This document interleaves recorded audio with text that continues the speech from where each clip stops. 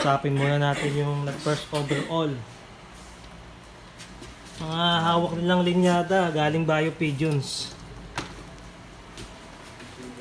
Si Sir Alex, siya kasi Sir Lauro. Sir, ano tong ibo na linyada to, Sir?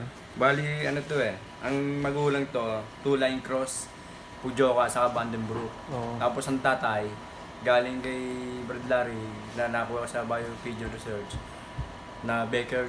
Yun. Tapos ang to, isang itlog lang binigay sa akin. Yun. Nung isang itlog, ito para sulta, na nagbigay sa amin ng saya, ng brad ko, na pinag-champion kami sa club ng MFPRCX. Nag-first overall champion. At inlaban namin ng one-hit race, side-bake, ng CSWRPC, itong katatapos lang na SDR, na Palu Leyte, kalak din siya.